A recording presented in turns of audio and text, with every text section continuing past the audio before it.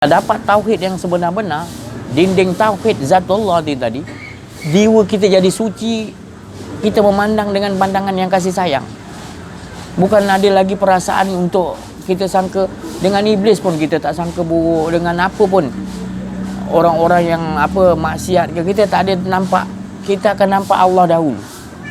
Sebab kalau iblis tadi dia raja segala kebatilan, tapi kita tidak nampak raja tapi kita nampak siapa yang beri dia kurniaan model membawa kepada orang ke jalan yang lain, model.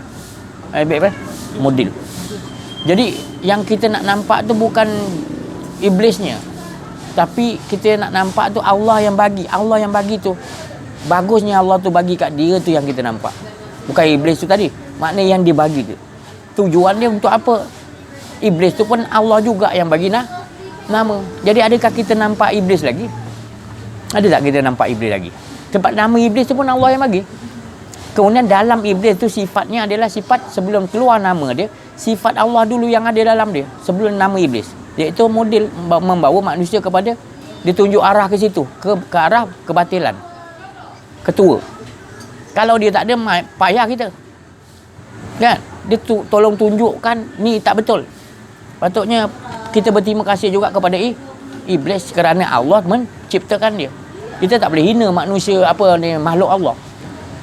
Semuanya dia ada dia punya Allah Taala kata dia punya posisi yang Allah letakkan. Cuma kita ni tadi bila ada rasa kedirian, mulalah kita kata dia baik, dia jahat. Itu bila ada kedirian tu, bahaya ni tadi. Orang ni baik, aku campur baiklah. Ini tak boleh baik. Maknanya tak ada perasaan kasih sayang tu. Bila tak tauhid dinding zat dah sampai, dia akan keluarkan kasih sayang. Rasulullah SAW sendiri panggil iblis datang. Kan semalam saya cerita. Tapi iblis nak datang takut nak lihat Muhammad punya nur tu terlalu kuat, tak larat. Tapi Allah bagi tahu, jangan kau menolak permohonan kekasih aku, iblis. Pergilah iblis, tunduk datang. Menanyakan kepada Rasulullah. Tapi tunduk, tak berani nak hadap. Rasulullah tanya, tak nak ke engkau menyesal tak? Aku dah begini ya Rasulullah. Aku dah begini ya Allah. Jadinya aku nak tanya engkau, lebih kuranglah dialog dia. Apa yang menyebabkan engkau takut? Dengan siapa yang paling kau tak boleh nak goda? Ataupun yang maknanya dia tak boleh menggoda. Musuh iblis tu nombor satu. Musuh iblis nombor satu. Jadi Rasulullah tanya. Kemudian iblis jawab.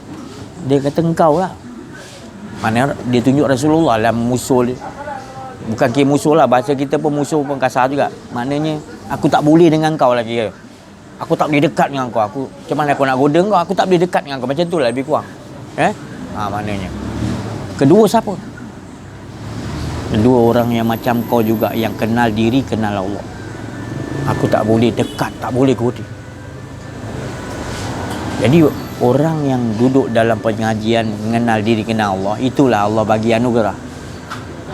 Sebab dialog dulu kan Rasulullah iblis bila tadi dia dapat goda Adam dan juga Hawa, dia goda Adam untuk mendekati pohon tu tadi. Dia rasa macam dia hebat. Kemudian Allah Ta'ala hina dia. Dia jumpa dengan Allah Ta'ala balik. Dia kan malaikat yang dekat dengan Allah asalnya. Dia minta kepada Allah, ya Allah, disebabkan Adam aku dilaknat oleh engkau, maka ya Allah, aku minta pada engkau ya Allah, bagi aku kekuatan untuk aku nak goda anak cucu Adam, aku nak sesatkan dia, aku nak gunakan manusia untuk bersyarikat dengan aku. Untuk Allah kata apa? Tafadhal, silakan. Maka ni menunjukkan pemahaman kita, iblis pun nak buat jahat. Siapa dia minta izin dengan siapa? Dengan siapa? Allah. Allah kata silakan, tapi engkau tak boleh goda hamba-Ku yang ikhlas, yang kenal aku, yang faham aku. Kau tak boleh. Itu Rasulullah masuk kat tadi, cerita tadi. Jadi kita ni beruntung dipilih oleh Allah dapat duduk dalam pengajian yang asliah ni, yang mana Rasulullah dapat langsung di Gua Hira mengenal diri, mengenal Allah langsung. Terus Rasulullah ajar pada sahabat pada tabi'in pada semua sampai wali Allah sekarang, sampai kepada kita tak putus. Kita dapat, alhamdulillah, banyak manusia-manusia yang tak mau duduk. Zaman kita ni banyak yang tak duduk, tak mau duduk, malahan menyalahi. Menyalahi makna dia kita telah menentang Allah. Makna kau berada dalam kebatilan. Kalau kau tak nak, kau diam tak apa. Ni kau menyalahi dan menggunakan berbagai-bagai cara untuk Waalaikumsalam warahmatullahi wabarakatuh. Habib Daniel. Duduk. Encik Asri. Jadi kita tengok apa kejadian-kejadian yang bila kita ni merasa ada diri kita, akan terjadilah kejadian-kejadian malapetaka, uji cobaan dan berbagai-bagai lagi kemalangan berat yang akan menimpa dalam kehidupan kita bila kita ada rasa kedirian. Maka itu Rasulullah ajarkan tadi, matikan diri kamu sebelum mati yang benar, mati yang betul. Maknanya bukan mati main-main, bukan mati main-main. Ini saya merasa sendiri, bukan saya nak tunjuk saya hebat. Saya nak bagi tahu rasa mati tu dia bagi yang kita kata tu rasa mati macam mana. Yang Rasulullah maksudkan tadi, matikan diri kamu sebelum datang mati, sakarat yang betul-betul dah sampai ajal betul-betul. Itu kalau kita tak fahami, kita tak akan tahu nanti mengejut datang sakaratul maut tu nanti. Rasulullah sayang kita, disuruh kita prepare tu. Memang diri kita memang wajib, memang pasti mati. Tapi Rasulullah tak mau kita mati mengejut. Dia tak mau. Jadi disuruh kita lazimkan banyakkan ingat mati sebelum mati dekat. Ataupun matikan diri kamu sebelum datang mati. Jadi kita kena cari orang yang biasa matikan diri sebelum datang mati. Kalau kita tak jumpa, kita rasa macam mana? Alah, hilangkan dunia kejap lah. Bukan macam tu. Jangan ingat mudah. Kena jumpa ahli dia. Saya dulu ni pengalaman saya cerita, saya nakkan ni betul-betul minta pada Allah. Guru saya ajar, saya buat. Jadi saya minta buat matikan diri. Sekalian datang tu malaikat maut. Kita minta pada Allah buat, guru kita buat, suruh buat. Buat. Betul malaikat tu maut datang. Masa dia datang tu, kita dah nampak dah anak isteri kita. Tak nak lah, aku sayang. Itu yang pertama datang kat saya. Saya gagal. Saya tak malu cakap saya gagal. Pertama tu. Sebab saya sebut lagi sayang mak saya, semua datang. Sayang anak lah. Malaikat dah kat depan malaikat maut tu. Siung dia nak masuk. Nak sedut kita punya daripada ni, darah kita sedut. Mana yang melekat macam gam tu dia nak sedut dengan siung dia. Tu malaikat maut. Itu yang datang kepada, jangan tiru-tiru pula. Dia tak semestinya sama malaikat tu maut datang. Kalau datang yang bentuk macam tu tentulah, tapi tak pernah senyum lah. Janganlah harap nak senyum. Minta maaf saya cakap. Ni bukan perkara main-main. Saya kena tu memang saya terus bangun, saya pergi kedai kopi minum. Takut saya. Belum lagi dia sedut tu. Guru saya bagi petua, dia kata. Tu. Kau cabut ke tak cabut, kalau betul dia datang dia akan cabut juga. Kau pergilah kedai kopi, kau tetap. Lebih baik kau tunggu kau dalam, kau ingat Allah, jangan rasa apa-apa. Sebab kau tak pernah hidup, kau biar kau duduk situ. Baru dia bagi petua oleh guru kita, baru dia datang tu tadi, kita memang siap mati dah memang. Kalau kita ada kedirian, habis, tak boleh lulus. Itu pun pelawan juga tu. Lawan juga. Masih ada benda yang kita cinta lagi rupanya. Kita ingat kita cinta Allah betul lah. Bila ujian tu sampai, baru kita tahu ada lagi cinta lain lagi. Mana boleh ada dua cinta? Mesti satu. Bukanlah saya cakap tak boleh cinta pada mak, ayah, siapa-siapa. Bukan. Maksud saya, kalau cinta Allah tu satu. Dia je. nanti bila dah dapat cinta Allah, nanti dia akan bergelombang kepada cinta-cinta yang lain. Tetap mengalir dia satu juga, dia tak akan membawa pada cinta pada makhluk tu akan membawa pada kerosakan, tak ada.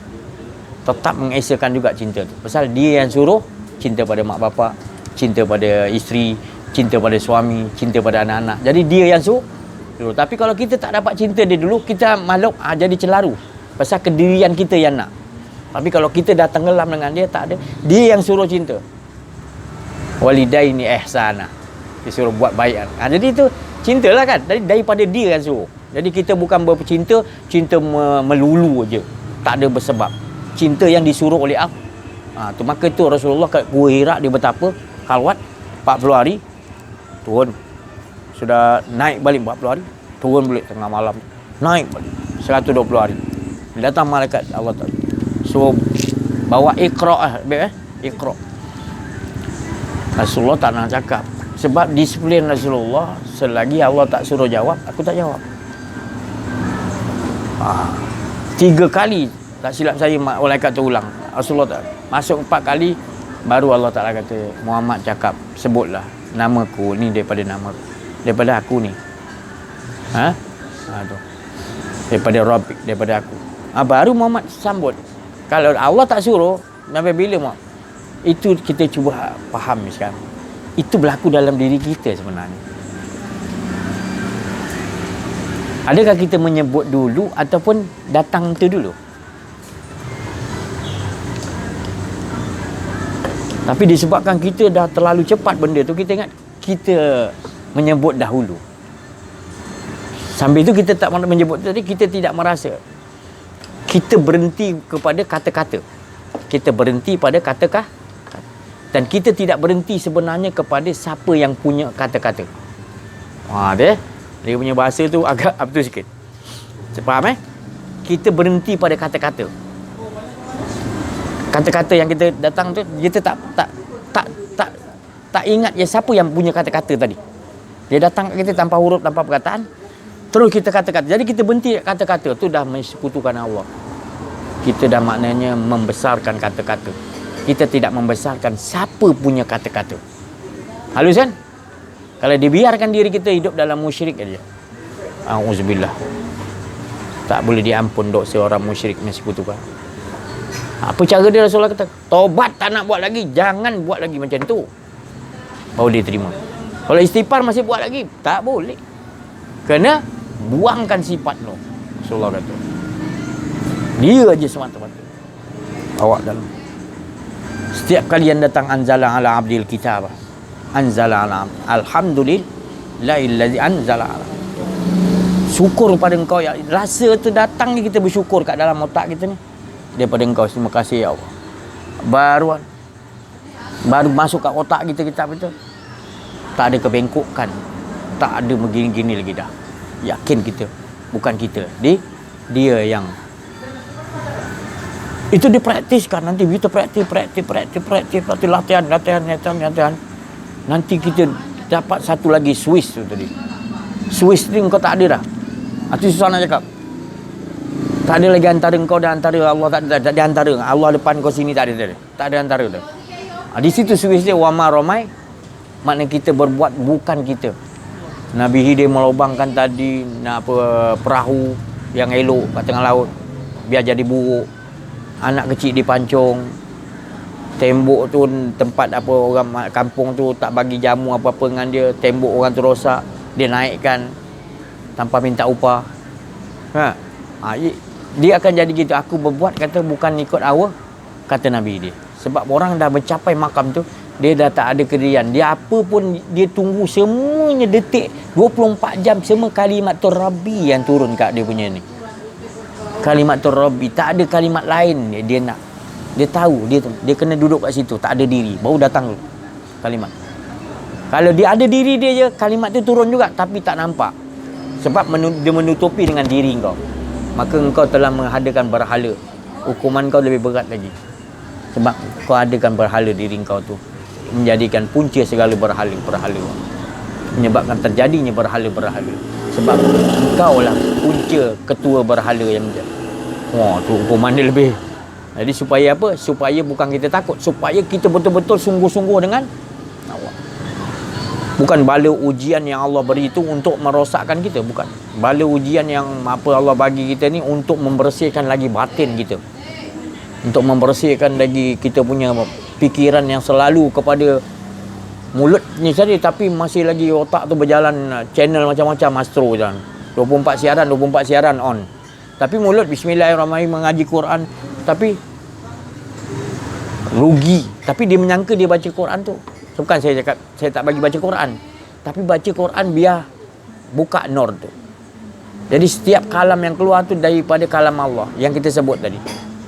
Jangan merasakan kita yang membaca Quran. Kalau kita rasa kita yang baca Quran, makna kita tak duduk makam yang ni tadi, kenal diri, kenal Allah. Maka musyrik kita menyembah kepada ayat Allah, bukan kepada dinding zat Allah yang dikata bernama laisa kamitsyihi syai'un. Ya. Jadi di situ yang nak didudukkan.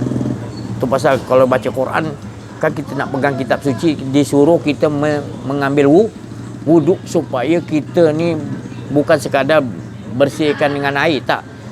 Itu kita nambahi lagi dengan bersihkan dalam kita supaya tak ada diri kita, tu nama bersih. Tapi kalau kita ambil wuduk asyik ada diri lagi, tu wuduk bukan wuduk tu. Tu mengambil tu air tu je. Mengambil air.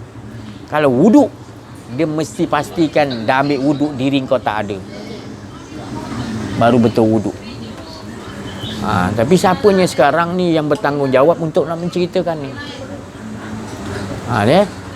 Bukan ini ilmu pelik, tapi inilah yang sebenar-benar yang Rasulullah bawa, kesucian. Bukan disuruh kita melakukan ibadah dulu. Bukan saya tak bagi buat ibadah, jangan salah faham. Bukan disuruh oleh Rasulullah itu melakukan ibadah dulu oleh Allah Ta'ala. Rasulullah tu diajarkan tadi, kenalkan Allah dulu, kenal Allah dulu. Bila dah kenal Allah SWT, barulah dia tahu bahawasanya Muhammad tak ada, Ahmad pun tak ada. Yang ada ahad di dalam dia. Aku hanyalah pentajalian. Aku ni tak ada. Pentajalian zat tu namanya Sifatullah Muhammad. Jadi bergerak Muhammad tu maknanya Allah yang gerakkan. Jadi orang yang duduk makam ni kenal diri, kenal Allah, dia gitu juga. Dia akan mendisplaykan diri dia seperti mana jejak langkah Nabi Muhammad sallallahu alaihi wasallam, awalan wal akhiran, zahiran wa batin wa qaulan wa fi'l wa ibadatan wa amal. Dia nak ikut semua. Sampaikan kalau kita minat Michael Jackson, kita akan tiru rantai dia berjalan dia apa semua. Sampai Michael Jackson nak daripada mereka, dia arwah dia kan. Dia nak datang sini, belum sampai lagi ada orang tu dah sama macam dia pakaian. Orang ingat dah sampai Michael Jackson. Dengar suara dia, dengar dia. Michael Jackson belum sampai airport lagi, dia dah. Sebiji betul ni dia. Michael Jackson lah, orang dah kerumun dah. Belum sampai. Belum sampai dalam kapal terbang lagi. Tu. Begitulah kita nak tiru Rasulullah tu begitu. Bukan syariat aja. Tarikat dia, hakikat dia, makrifat dia. Awal dia, akhir dia, tak ikut sampai tak ada. Nak kenal Muhammad tu sampai sebab Muhammad tadi dah tak ada. Ahmad yang tinggal. Ahmad pergi mengesahkan Allah, Ahad. Nak jadikan macam tu diri kita. Bukan ilmu ni ilmu baru. Bukan rekaan saya. Tapi saya nak menghidupkan balik. Setelah manusia sekarang ni dah banyak yang lari daripada tajuk yang Rasulullah bawa. Ini konsep ni kalau kita bawa, semuanya manusia apa pun semua akan tunduk. Sebab kita dah dengan Allah dah janji bila duduk dengan Allah, Allah berjanji benteng. Hizni babe. Hizni dia benteng kan.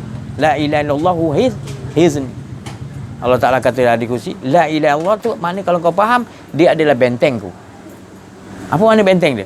Dan Allah Ta'ala berkata, siapa yang maknanya duduk dalam benteng tu, aku jamin ke amanan, aku jamin ke aman. Jadi Allah yang jamin aman. Maka tu bila tak jamin aman, kita dah tenggelam, maka tak ada kita. Aku akan jadikan kalimat di lidah dia kalimat hingga kan kalau dia berkatakan jadi. Siapa yang dia berani? Waalaikumsalam. Ya. Jadi kita perhatikan betapa indahnya betapa untungnya kita bila kita dapat, sedangkan Rasulullah dah bagi nanti akhir zaman Islam ni akan jadi asing balik. Ghoriban lebih kurang tu. Kembali akan jadi dulu mula-mula aku datang asing. Orang semua sembah berhala, patung lah, tahu zaman emas, perak, macam-macam. Yang miskin buat pada tepung, lapar dia makan. Maknanya macam-macam. Semuanya nyembah ada berhala, patung. Nabi melakukan tu, bila ditanya apa mana patung kau, tak ada, kita esa. Dia ketawakan dalam Rasulullah SAW, dia anggap asing, betul lah. Sebab semua dah begitu. Manusia zaman jahiliyah tu, semuanya kafir jahiliyah tu, semua gitu, nyembah apa? Nabi dah bawa. Nabi bukan suruh, Nabi seorang tu tadi dan sikit-sikit sahabat lain, dia bukan suruh pergi berapa potong patung tu, pancung, tak ada. Patung tu tak bahaya, Nabi kata. Tengok Rasulullah punya akhlak dia. Patung tu tak ada apa-apa salah. Patung tu tak ada apa-apa salah. Jangan kau pecahkan dia. Kalau kau pecahkan dia, nanti ada orang naikkan lagi besar. Kau orang yang tadi buat tu tadi, kepercayaan orang tu yang harus kau akhlakkan dia. Orang tu harus kau repair dia. Kasih sayang dengan dia, cerita dengan dia elok-elok, bagi jelas kat dia. Jadi patung diri orang manusia tu sendiri lebih berhala daripada berhala tu sendiri. Besar mana pun berhala. Di manusia tu lebih berhala yang tu. Jadi Nabi masuk dalam diri orang tu tadi. Kenapa sangat dia ni terlalu menyintai patung ni tadi? Jadi dia masuk dalam diri orang tu. Rupanya ada kepentingan. Orang dah ramai pergi sembah patung dia banyak pengikut, dia rasa dia macam dah dia dah Habib Tainal ni Lumajang. Duduk Lumajang. Jadi kita perhatikan dalam kehidupan kita, berhala tu adalah keinginan diri, bukan keinginan Allah. Keinginan asal ada keinginan diri. Tadi kata bila kita belajar ni kita akan tahu alhamdulillahillazi anzala ala, kita akan bersyukur ya Allah, engkau datangkan rasa taqwa. Kita pun taqwa satu, sebab kita tahu tu daripada Allah. Tapi kalau dia datang tu tadi, kita kata kita yang nak, kita menutupi kebenaran sistem Allah, itu nama kufar, itu nama musyrik. Kita mensekutukan Allah. Kita rasa kita ada, Allah pun ada. Tak boleh. Wala yusyrik bi ibadati rabbih. Jangan ibadah dalam keadaan. Maka tu Rasulullah kata, jangan kau ibadah dulu, kau kena kenal. Dalam Quran pun Allah dah ajar aku, innal lazina amanu, beriman, yakin, kenal aku betul-betul, cari betul-betul sampai baru nama iman. Manusia sekarang bila sebut innal lazina amanu, dia rasa dia beriman dah, tanpa dia belajar apa tu iman. Mana boleh mengaku iman dia? Allah Ta'ala kata kau kena pergi cari guru dia, bukakan betul-betul baru kau tahu susahnya iman ni. Kau nak belagak-belagak pakai kalimat iman tu, kau rasa kau beriman. Macam tadi selawat Nabi juga, Allah Ta'ala suruh orang yang beriman selawat, dia tak suruh orang tak beriman, betul tak? Apa ayat kepala itu? Innal ladzina aman apa? Innallaha wa malaikatahu yusalluna, sesungguhnya aku dan malaikat tu selawat. Lepas tu Allah Ta'ala kata aku yang selawat dulu. Lepas tu Allah Ta'ala kata ya ayyuhallazina mesti dimulakan dengan amanu dulu. Apa pun kalau Allah nak suruh buat, disuruh kau amanu dulu. Apa tu amanu? Bila kau kenal rupanya amanu kau tu tak ada, balik-balik innallaha, dia sebenarnya selawat dengan kekasih dia, sifat dia juga, dia memuji diri dia juga, Muhammad tu. Baru boleh kita selawat, kita faham. Baru kita tahu dia memuji diri dia selawat tu. Baru kita selawat, baru ribu buat. Nak selawat macam mana selawat? Ada berjuta jenis selawat. Selawatlah kau. Tapi ibu ni nak kena faham. Kalau dah faham, kau pakai baca selawat apa pun jadi. Tapi kau baca banyak sangat nanti macam-macam selawat, tapi kau tak faham Boleh juga. Tapi kita tak capai matlamat yang Allah nak. Dia nak ya ayyuhallazina amanu. Kau amanu dulu. Kau amanu, kau selawat best kan kau. Kau dah dapat kerazatan dengan Rasulullah SAW. Kau dah dapat rasa kecintaan dah. Kau tak perlu balasan nak pahala banyak tak payah. Kau dah dapat rasakan Rasulullah tu ada dah. Kau dah dapat rasakan Allah tu sendiri berselawat dah. Kau dah duduk makam kasih sayang tu dah. Allah dan diri dia, sifat dan zat dia pun berkasih sayang. Apa lagi yang kau nak ganjaran lagi? Itu yang paling segala ganjaran-ganjaran apa syurga tu semua kecil bila kau dah dapat dengan Allah. Bukan saya cakap tak betul kecil bila kau dah dapat Allah. Sebab Allah lah pemilik segala nikmat-nikmat syurga tadi. Yang kecil, yang paling besarnya kau dah dapat yang paling besar, apa yang kau nak fikirkan? Dia jangan salah faham. Jangan cakap hadis kata jangan minta syurga. Bukan saya tak bagi minta syurga, jangan salah faham lah. Saya cakap Allah Ta'ala kata amanu dulu. Kau kena kenal pencipta syurga tu dulu. Jangan kau suruh minta syurga, kau menyembah syurga, nanti Allah tak bagi gitu. Allah jadikan syurga tujuan dia tak lain untuk mengetahui supaya nikmat tu sikit kat syurga tu. Kau kena tahu akunya yang sebenarnya nak bagi besar. Kalau aku tak cipta syurga, kau tak faham nikmat. Jadi manusia aku ciptakan ni supaya faham nikmat ni. Tapi wa amma bi ni'mati rabbika fahadis. Dengan Allah tu lebih best daripada syurga tu. Itu yang Rasulullah dapat. Rasulullah dapat tu. Isra' Mi'raj Rasulullah pergi Kedah tu semua. Dah sudah jumpa Allah Ta'ala, semua tu sebenarnya Allah lah. Maka tu dia suruh sampaikan. Wa amma bi ni'mati rabbika fa, nikmat yang dengan Allah tu yang Rasulullah sampaikan. Jadi kita nak menceritakan macam mana syoknya dengan Allah. Itu dulu amanu tu syoknya dengan Allah.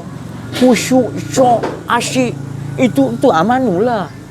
Tapi kalau kau buat tak ada rasa syok, asyik, macam mana kau nak ibadah? Nanti bila kau tak ada syok, tak ada asyik, tak kenal dia, engkau ibadah. Tadi ibadah kau tu harapkan ganjaran. Itu bukan ibadah. Itu namanya mengharapkan ganjaran. Itu bukan solat. Itu bukan ibadah. Itu bukan puasa. Itu bukan zakat. Tapi kalau kau dah tahu tu innal ladzina amanu, kau dah jumpa orang dia, kau dah dapat amanu tu tadi, baru kau buat apa benda, bergerak, diam 24 jam diri kau tahu semuanya Allah. Tak ada aku saja. Dalam diri kita Allah penuhi dia aja. Memang betul pun kita satu saat ke depan kita pun tak tahu apa nak jadi. Jadi semua susunan dalam chip tu dah ada komplit kita daripada awal sampai akhir. Apa kita punya dalam chip komplit dah. Kita cuma menjalankan apa yang Allah dah letak dalam chip kita tu kan. Kita jalankan tu je. Semua tu kursi tu dia bagi, kursi kerajaan tu bagi. Itu on sampai bila-bila pada mahsyar masuk surga neraka semua. Tu dalam chip tu semua komplit dah. Skrip tu. Apanya yang ada pada kita? Urat, darah, tulang, ini semua Allah Ta'ala yang ciptakan. Satu dia, bulu hidung pun manusia tak boleh cipta. Tai hidung pun tak boleh cipta. Ya. Minta maaf ya. Jadi kita kena tengok betul-betul, perhati dalam diri kita betul-betul. Apa dah kita buat? Wa fi anfusikum apalah. Tengok apa benda yang kita dah buat. Betapa lama Allah menunggu kita. Allah sayang kita. Macam-macam dia nyatakan 24 jam setiap saat, setiap inci dunia ni. Dia perlihatkan tanda-tanda yang menyatakan diri dia. Tapi kita manusia suka berbalah, suka membantah. Bilanya nak betul-betul, Allah tu betul-betul bagi kita. Semuanya Allah Ta'ala kata, wahai Bani Adam, semua aku ciptakan sekian alam untuk kau. Kau jangan. Tapi engkau tu untuk aku. Apa tak faham lagi ke? Maknanya kita baru cipta. Kita tu lebih lama dengan Allah. 4,000 tahun roh kita terjadi, kita dengan Allah. Kita berjanji tak nak lain sebab syoknya dengan Allah. Bila campak kat dunia sikit ni, yang perhiasan ni, kita dah terlupa pada Allah. Bahaya hidup kita ni. Kenapa kita agungkan sangat? Patut kita agungkan Allah. Jadi dengan pelajaran ni baru kita faham. Ya Allah bukakan. Maka tu Rasulullah kata, kena mengenal Allah dulu. La ilaha illallah tu mengenal Allah sebenarnya. Nah, Kalau kita sekadar sebut aja, tapi kita tak faham la ilaha illallah, kita sebut beribu kali, tapi kita tak kenal Allahnya tadi. Jadi Allah tu bukan pandang sebutan, Allah tu faham dia tadi. Bila kau sebutan banyak tanpa kau faham, Allah tergantung amalan kau tak sampai. Siapanya yang kau tuju ni tadi? Kalau kau nak tujukan ni, kau tak menafikan lah diri kau, macam mana kau nak merasakan engkau tu ada, aku ni tak boleh. Ada dua, ada tiga tak boleh, ada diri kau pun tak boleh. Sebab aku ni laisa kami syai'un. Jangan kau umpamakan pada apa pun tak boleh. Diri kau pun tak mau ada. Begitu. Boy, ini susah lah si Haji ni cakap macam ni, mana boleh buat macam tu? Ya Allah, sekarang ni fa inna ma'al usri yusra, inna ma'al usri yusra. Kesusahan yang kita nak tempuh jalan Allah, susah tu sendiri, dalam susah dia senang. Sekarang kau tak tempuh jalan Allah, kau nunggu susah dia datang. Padahal susah di jalan Allah ni kita pergi kena duduk cari, menuntut. Kalau tidak kita tak faham. Kita dah susah ke jalan dunia, susah ke jalan dunia, Allah tak tolong. Susah menempuh jalan Allah, baru Allah di dalam susah, belum habis susah, dalam susah tu senang. Kena faham dia punya penafsiran hakikat. Kalau penafsiran syariat gitu, setiap kesusahan ada senang. Kita pun anggap macam kita faham je. Susah nanti senang lah, susah. Padahal kita tak tempuh dengan Allah, kita tak akan faham. Lain. Ni pengalaman maknanya yang cetek yang saya lalui.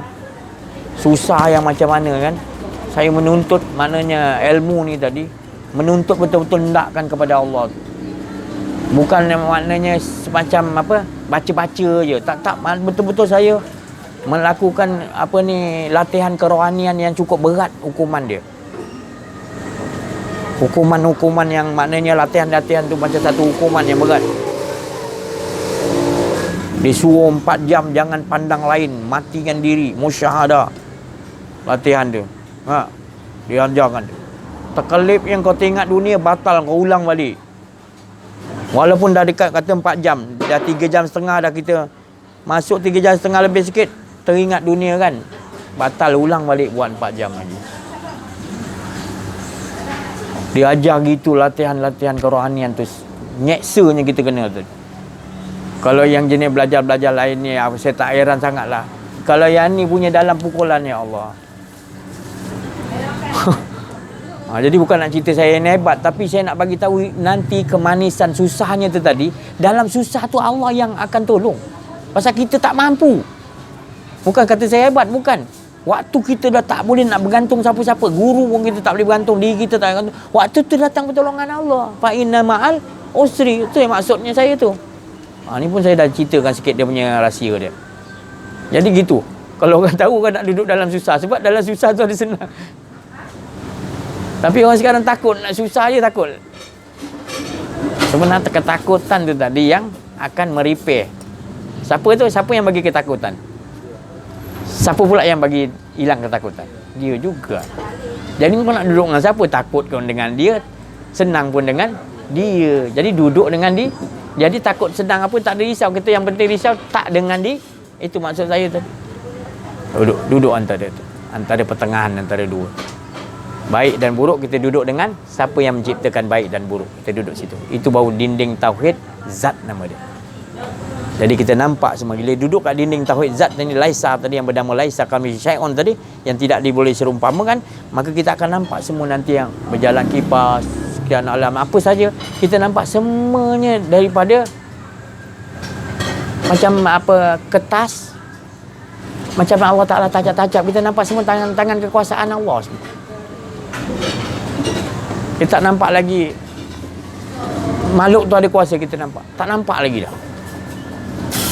Apa yang terjadi, kita nampak semua Allah Ta'ala punya matahari, bulan tu, bintang, kita nampak semua kekuasaan. Itu nama dia tafakaru bi khalqis samawati wal ardh. Rabbana ma khalaqta hadza. Bila kita tafakaru, Fi khalqis samawati wal ardh, siapa yang di langit dan di bumi, tafakaru, berfikir lama-lama kita tak nampaklah benda yang di langit dan di bumi. Kita nampak. Sebab kita tahu Rabbana ma khalaqta hadza batilah. Tak ada yang sia-sia kau jadikan. Semua daripada engkau. Tak ada yang batil. Hadza batil, tak ada. Subhanaka faqina azabannar. Suci kau. Jauhkan aku daripada lupa pada engkau.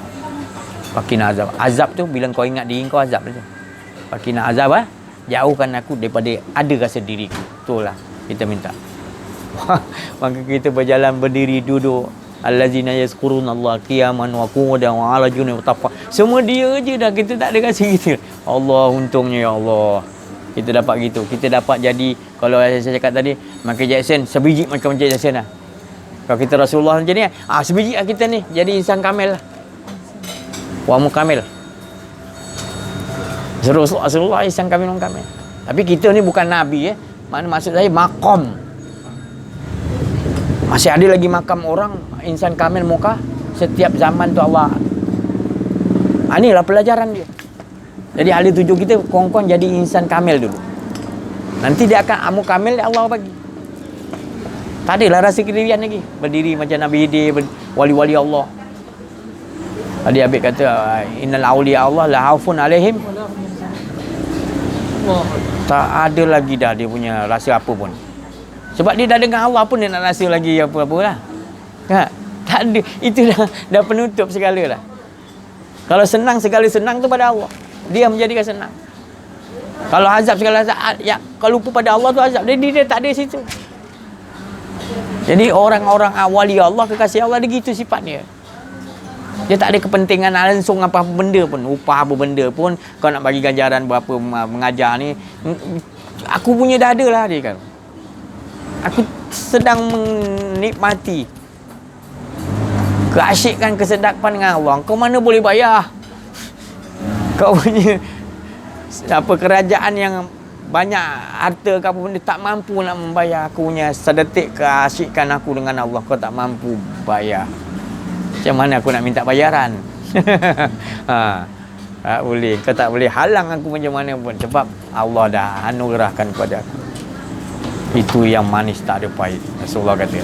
Iaitu benar-benar orang bertauhidkan kepada Allah. Manis tak ada pahit. Hidup dia tu sentiasa manis. Ya. Masalah datang juga. Tapi dia goncang gitu macam kapal. Tapi tak rebah. Dia goncang. Dia tetap dengan Allah. Dia pegang, dia takut, ya Allah, ujian ni datang, ya Allah, daripada engkau, ya Allah, janganlah lepaskan aku ni, jangan rasa aku, ya Allah, aku nak engkau, ya Allah, walau macam mana, ya Allah, ini memang berat, tapi engkau lah, ya Allah, yang datangkan uji coba ni, malapetaka ni, ya Allah, engkau yang datangkan, aku tak mampu, ya Allah, teguhkanlah hatiku, ya Allah, aku takut lupa engkau, ya Allah, lupa engkau lagi bencana berat, ya Allah, daripada segala uji coba engkau ni, ya Allah, tolong. Kita bercakap dalam kerohanian kita, dalam sir kita tolong, minta tolong dalam sir kita pada Allah. Kita temani Allah dalam sir kita sentiasa. Allah akan menemani kita di dalam semua. Masyarakat, bila kita dah dalam diri kita sentiasa dengan Allah, kita temani betul-betul, Allah akan menjadikan teman-teman sekalian. Sayangnya Allah.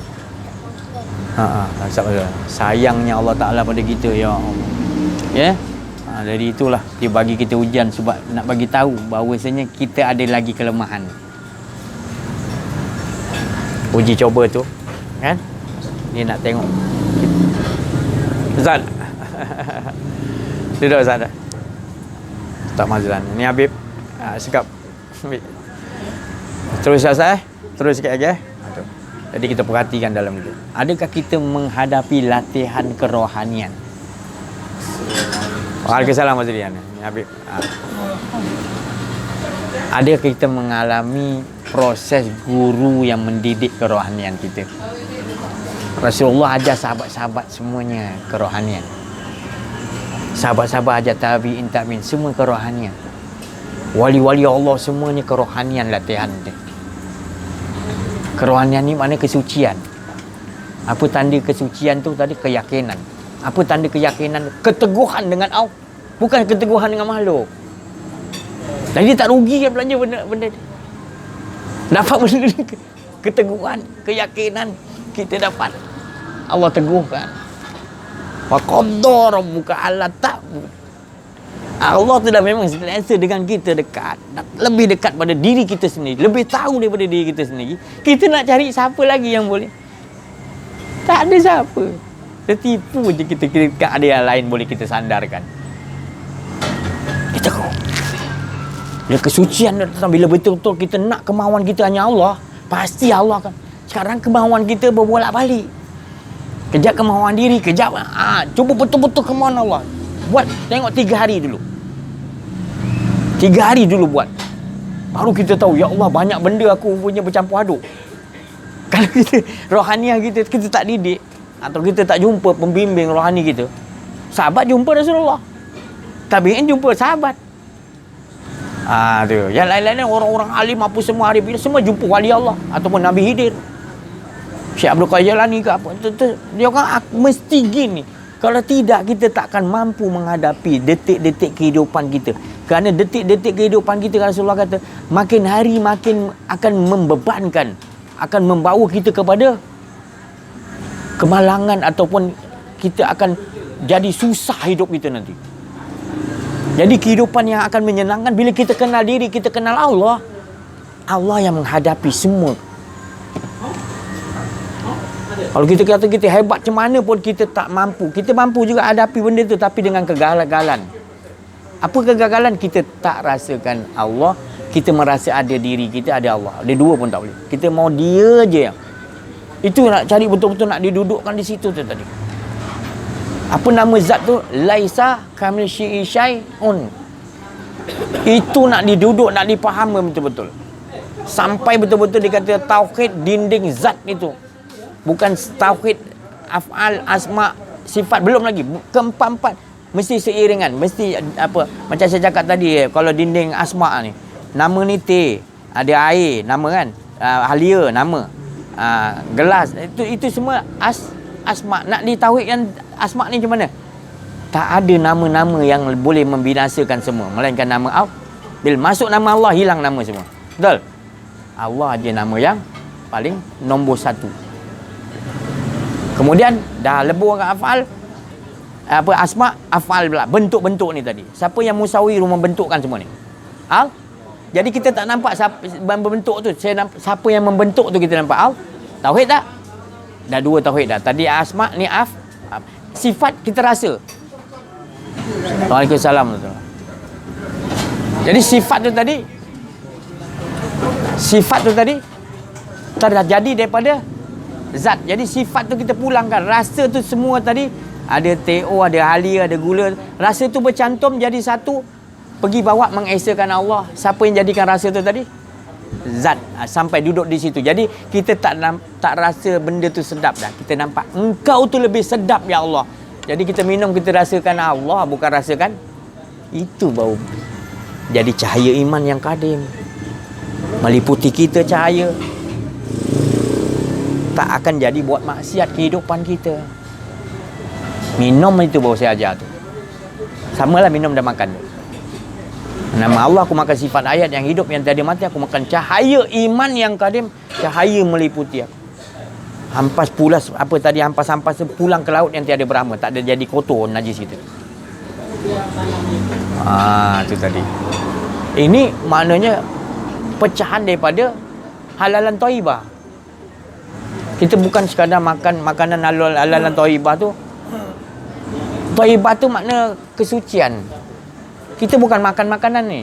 Bukan makanan ni bagi hasiat.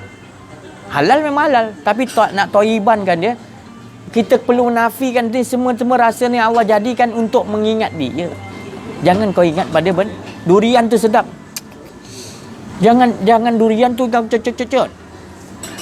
Jangan sedap durian.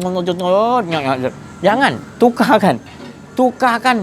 Ya Allah, engkau tu best lagi. Kalau durian ni sikit je best, engkau tu lagi best. Macam mana bau cocok-cocok boleh lah.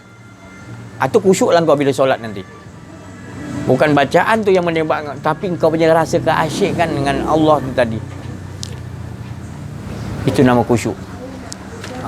Tadi kusyuk maknanya engkau tidak lagi memikirkan apa lagi tentang diri engkau.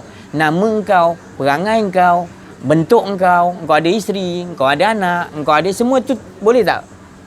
Itu baru nama khusyuk. Maka tu Syekh Abdul Qadir Jalani, ya, dia mengatakan khusyuk itu letak pada anak kuncinya, iaitu namanya takbiratul ihram. Takbiratul ihram. Ustaz, kenapa takbiratul ihram pula anak kunci solat? Kalau anak kunci solat, anak kunci tak dia boleh buka tak pintu? Ibarat gitu. Dia bagi perumpamaan suruh kita fikir ni. Tapi kalau kita angkat aja takbiratul ihram, kita tak pakai anak kunci tu, tak terbuka, makam kita maknanya mi'raj pada Allah.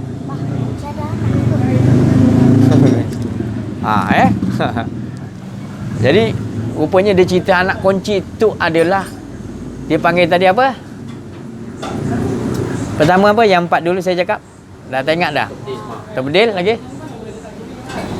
Ihram, munajat, 4. Apa tu? Maknanya dipanggil, dia kata ihram. Haram ke semua? Kita pun solat kita tak bersedia buat tu kalau kita tak jumpa ahli dia. Kita tak jumpa ahli dia. Cepat, apa si Haji ni? Mana punya ilmu dia pakai ni? Itu solat kita menghadap Allah. Tak boleh. Mana boleh kau solat kau menghadap Allah kat mana? Itu kau dah bukan kenal laisa kami. Engkau dah meletakkan dia tu lari daripada tajuk. Mana Allah ada depan pula. Allah dah bagi tahu ada usia, aku bukan ada depan, aku bukan ada atas, aku bukan kanan, aku belah kiri, bukan. Aku tak ada di mana-mana. Laisa kami, tak ada siapa yang boleh letakkan aku kat tempat. Salah kita Ustaz kalau belajar tauhid. Boleh. Jadi tu. Jadi ihram tadi, sudahkah kita menjumpai guru yang mendidik kita supaya ihram? Ihram, tabir atau ihram. Kalau kita pergi buat umrah atau haji pakai kain ihram, tahu ke? Oh, tu kain ihram, tu kain ihram. Tapi ihramnya kita tak faham. Makna bersedia dah, bila dah pakai ihram dah bersedia dah, tak ada rasa diri. Kalau pakai ihram ada rasa diri, batal. Kalau ikut cara yang betul-betul lah, tak buat haji kau, tak lulus. Maka tu di sini dia suruh ambil ilmu ni betul-betul dulu, baru pergi buat haji, buat umrah. Kalau tidak nanti Rasulullah kata apa? Engkau ibadah tanpa engkau kenal Allah dulu, tanpa beriman kepada Allah, engkau akan lebih banyak jadi kerosakan daripada kebaik. Bukan saya tak bagi buat ibadah, Rasulullah bagi tahu gitu. Allah pun bagi tahu kan, saya cakap tadi, innal ladzina amanu. Baru dia kata wa amilus soleh. Baru dia kata buat amal soleh. Sebab kau dah kenal Allah. Innal ladzina amanu, kau dah kenal Allah. Kau jumpa tak guru dah kenal? Kau dah faham tak? Faham apa dia? Aku ni tak ada ya Allah. Baru dia suruh buat ibadah. Jadi kau mengaku tak ibadah kau? Itu baru mu'amilus soleh. Baru Allah Ta'ala nombor 3 kata kanat lahum. Baru jannah nombor 3. Allah dulu. Kan? Jadi kau tak lulus Allah dulu, kau dah meraih nak buat ibadah banyak-banyak. Bukan saya tak bagi Bukan saya tak bagi. Maknanya kalau dah buat ibadah jalan terus, tapi ni kembalilah innalillah, kembali kenal dia. Kalau tidak rugi nanti kau menyangka ibadah kau tu tadi gini, kau yang buat banyak, kau mengaku kau yang buat, nanti sampai kepada masa tak ada apa buku kau tulis buat baik. Kenapa tak ada? Pasal kau berbuat untuk kepentingan, bukan kepada aku. Kau pergilah sana, kitab kau ada kat sana. Ya Allah, jitu jam juga. Inna mungkinun, aku percaya dah ya Allah, tolong hidupkan aku balik. Tak boleh dah. Aku dah yakin ya Allah, aku dah percaya dengan kau, tolong hidupkan balik, aku nak buat. Mana boleh dah. Walau tara izil mujrimuna nakisu ru'usihim min darabihim rabbana absarna wa sami'na farji'na na'mas. Inna muka, aku dah yakin, aku dah tengok, tolong hidup. Mana, jangan merayu-rayu keluar mata darah pun tak boleh. Jangan sampai jadi gitu. Jadi kat dunia ni carilah betul-betul, kenal betul-betul Allah. Jangan percaya kata kita dah kenal macam ni, nanti dia bagi uji sikit dah lari tajuk dah. Dulu kalau pergi mana-mana, mana-mana pergi berubat orang mesti nak masuk orang bagi duit kan. Tapi bila dah duduk pelajaran ni tak boleh pula. Baru kau tahu seksa. Kan?